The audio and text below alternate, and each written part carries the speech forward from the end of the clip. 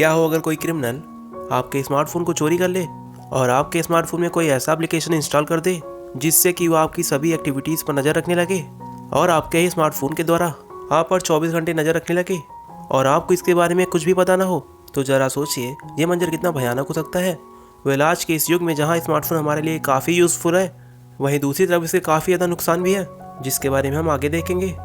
Well, मैं सानेंद्र आपका अपने चैनल KNC ड्रामा जोन पर हार्दिक स्वागत करता हूँ। वेल, आज की मूवी का नाम है अनलॉक, जो कि 2023 में रिलीज हुई थी। तो मूवी की शुरुआत एक बहुत ही प्यारी लड़की लेमी से होती है, जो सुबह के अलार्म की आवाज़ से जाग जाती है और वह सारा दिन काम करने के साथ साथ अपने फ़ोन का इस्तेमाल करने लगती है। और जब वह काम ख़त्म करके अपने घर जा रही थी, तभी उसका फ़ोन अचानक बस में गिर जाता है और उसे नींद में होने की वजह से कुछ पता नहीं चलता। तभी हम देखते हैं कि उसका फ़ोन कोई लड़का उठा लेता है और उसे अपने घर ले आता है। इधर लेमी रात को घर आकर तुरंत सो जाती है, क्योंकि लेमी काम करके काफ़ी थकी हुई थी और लेमी को बिल्कुल खबर नहीं होती कि उसका फ़ोन उसके पास नहीं है। वहीं दूसरी तरफ हम देखते हैं कि नीमी का फ़ोन उठाने वाला लड़का जॉन अपने घर में होता है। जब नीमी के फ़ोन पर किसी की कॉल आती है, तभी जॉन उस कॉल को उठा लेता है, लेकिन वह खुद फ़ोन पर बात करने की बजाय एक लड़की की रिकॉर्डिंग चला देता है और नीमी के दोस्त को भी, जिसने कॉल किया था, उसे लड़की की आवाज़ में जवाब देने लगता है। और तभी नीमी की दोस्त पूछती है कि ये फ़ोन तो नीमी का है, तो यह आपके पास क्या कर रहा है। तभी जॉन लड़की की आवाज़ में जवाब देता है कि मुझे यह बस में मिला था। तभी नीमी की दोस्त बोलती है, मैं नीमी को सुबह इस बारे में बता दूंगी और वह खुद आपसे फ़ोन लेने आ जाएगी। अगली सुबह नीमी की दोस्त उससे मिलती है, तब जाके नीमी को पता चलता है कि उसका फ़ोन कहीं खो गया है। जब नीमी अपने फ़ोन पर कॉल करती है तो जॉन उसे लड़की की आवाज़ में जवाब देता है। नीमी बोलती है, क्या तुम मुझे फ़ोन देने मेरे रेस्टोरेंट आ सकती हो। तो वो लड़की, मतलब कि जॉन, मान जाता है। जॉन फ़ोन के पासवर्ड खोलने की कोशिश करता है, जिसमें वो नाकाम हो जाता है, तो वह गुस्से से फ़ोन की स्क्रीन तोड़ देता है। दूसरी तरफ हम जंगल में एक लड़की की लाश देखते हैं, जिसका किसी ने बड़ी बेदर्दी से खून कर दिया था। डिटेक्टिव जंगल में सबूत इकट्ठा करता है, तो उसे वहाँ पे एक कार्ड मिलता है, जिससे उसे पता चलता है कि यह खून उसके सीनियर अफसर के बेटे जॉन ने किया है। तभी डिटेक्टिव अपने सीनियर अफसर से मिलता है और उसे पूरी बात बताता है। तो सीनियर अफसर बोलते हैं, मेरा बेटा ऐसा नहीं कर सकता, क्योंकि मेरा बेटा तो 7 साल से गायब है और वो आज तक घर नहीं आया। अब सीनियर अफसर भी इस केस में अपने बेटे जॉन के बारे में इन्वेस्टिगेशन चालू कर देते हैं। नेक्स्ट सीन में जब नीमी अपने फादर के रेस्टोरेंट में होती है, तो वहाँ उस फ़ोन वाली लेडी का कॉल आता है, जो कि उसे बताती है कि मैं फ़ोन लाने वाली थी, लेकिन तुम्हारा फ़ोन गिरकर टूट गया है, जिसे मैं ठीक होने के लिए रिपेयर सेंटर में दे दी हूँ और मैंने पैसे भी भर दिए हैं, तो प्लीज़ तुम वहाँ से जाके अपना फ़ोन ले लेना। नीमी जब रिपेयर सेंटर जाती है, तो वहाँ पे जॉन मास्क लगाए उससे फ़ोन की डिटेल मांगता है। नीमी अपने फ़ोन की डिटेल और पासवर्ड बताकर इंतजार करने लगती है। इसी बीच जॉन उसके फ़ोन को अनलॉक करके उसके फ़ोन में एक जासूस सॉफ्टवेयर इंस्टॉल कर देता है और उसके बाद उसके फ़ोन को नीमी को दे देता है और उस सॉफ्टवेयर की मदद से नीमी की फ़ोन में होने वाली हर छोटी बड़ी चीज़ पर नज़र रखना चालू कर देता है। नीमी किससे क्या चैट कर रही है और वह किससे कॉल कर रही है, इन सभी एक्टिविटीज़ पर जॉन की नज़र होती है। नीमी जब अपने फ्रेंड को मैसेज करती है, जिसे जॉन अपने कंप्यूटर पर देख रहा होता है, वह उसके घर और उसके ऑफिस की छोटी से छोटी जानकारी प्राप्त कर लेता है, यहाँ तक कि वो हर पल नीमी की बातें भी सुन सकता था। जॉन शाम को नीमी के फादर के रेस्टोरेंट आता है, जहाँ नीमी अपने फादर की हेल्प कर रही थी।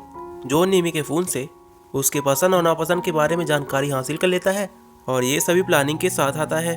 वो नीमी को बताता है, मैं एक IT कंपनी में काम करता हूँ, तो नीमी यह जानकर उस पर लट्टू हो जाती है। जॉन नीमी की पसंद और नापसंद के बारे में लिख लेता है, ताकि वह कुछ भूले ना।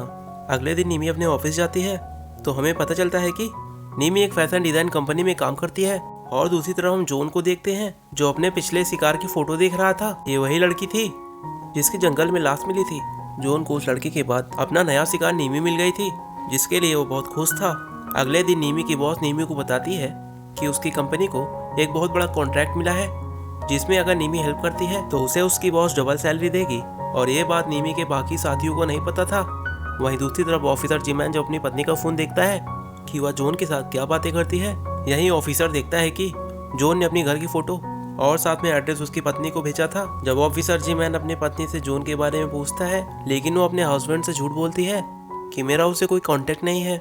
लेकिन ऑफिसर जिमैन जानता था कि उसकी पत्नी का बेटे जॉन से कांटेक्ट है, इसलिए वो अपने पत्नी को जंगल में हुए खून के बारे में बताता है। और तभी उसकी पत्नी कहती है, मेरा बेटा ऐसा नहीं कर सकता।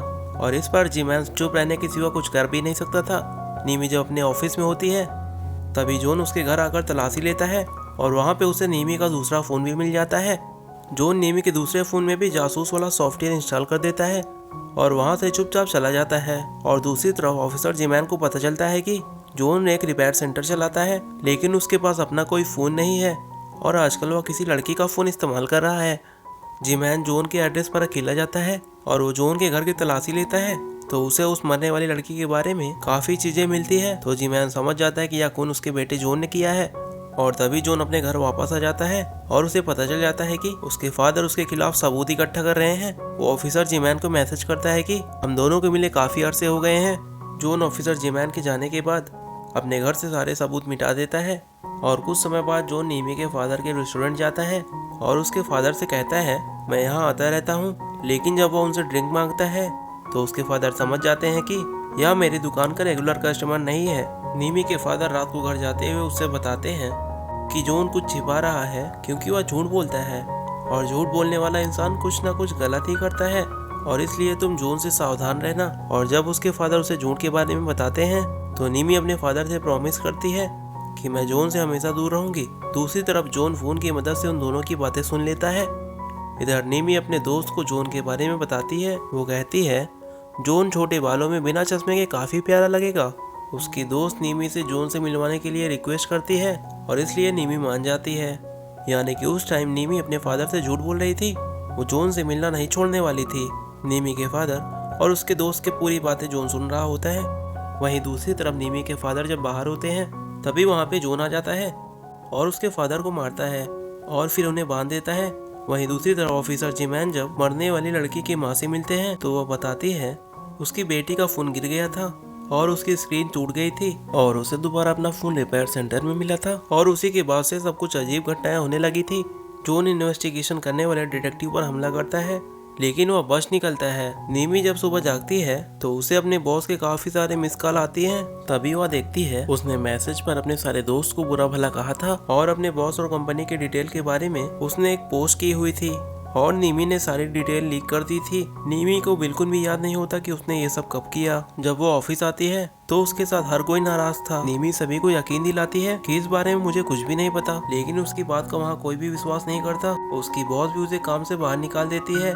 नीमी अपने बॉस को बताती है मेरा फोन हैक हो गया है, मैंने कुछ भी नहीं किया।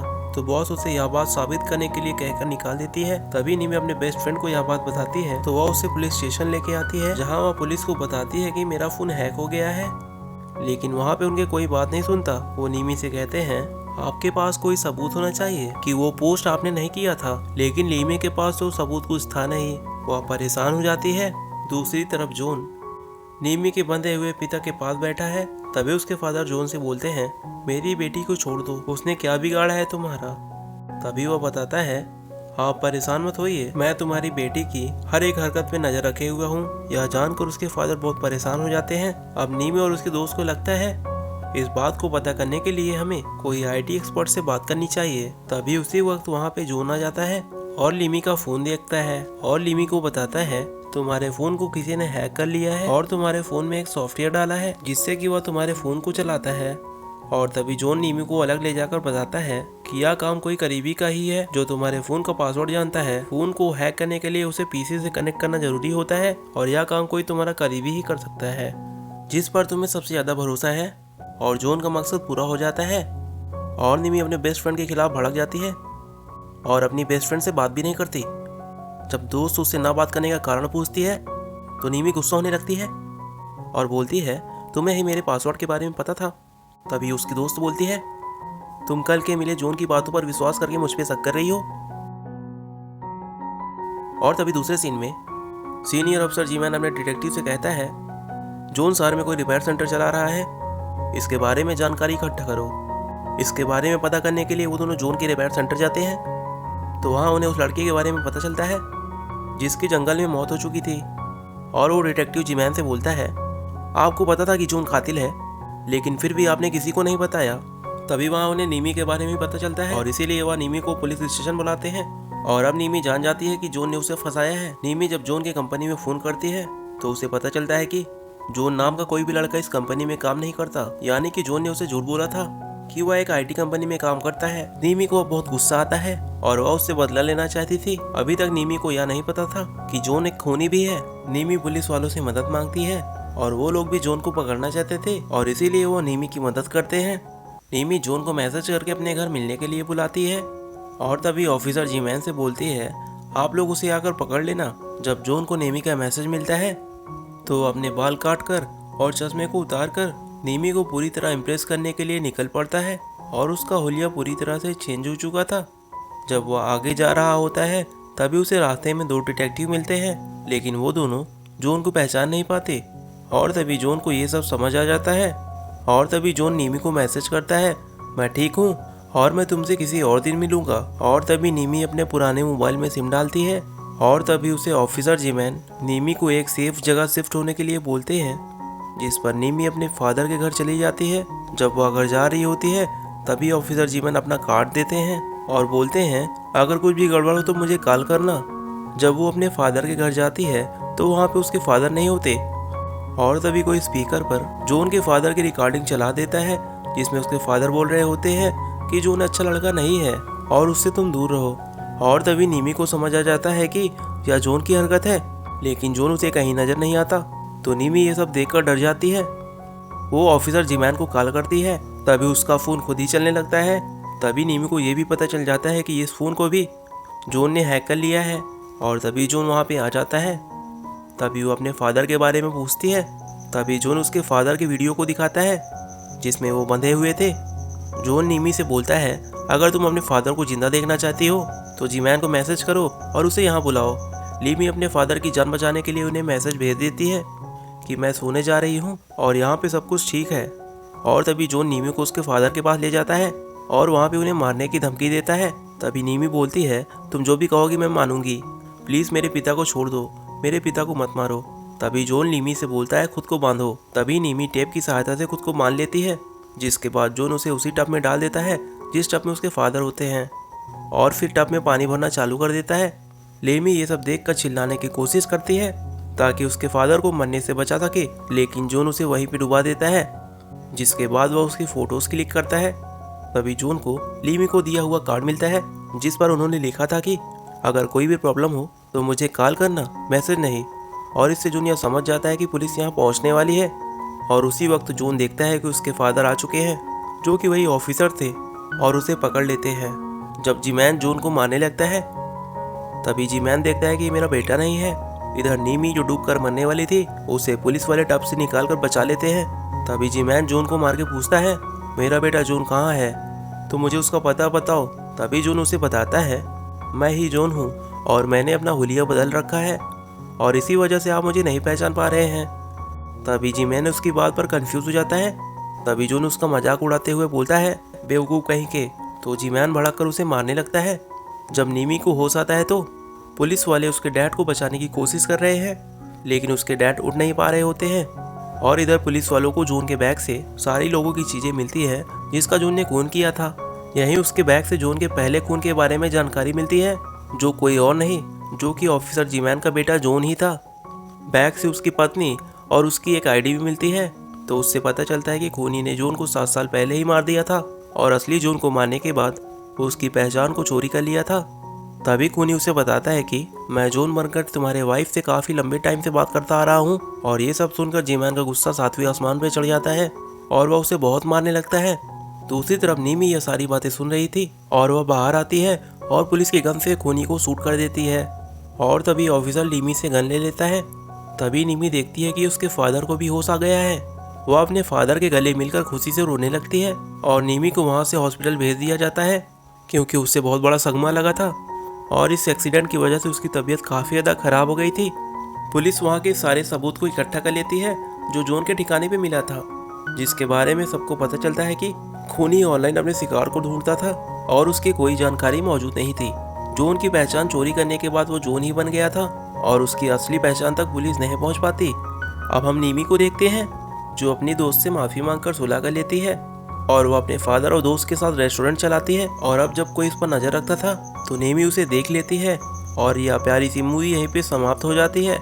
ये मूवी का नाम था अनलॉक, जो कि 2023 में रिलीज हुई थी। तो मिलते हैं नेक्स्ट वीडियो में। हैव अ गुड डे दोस्तों।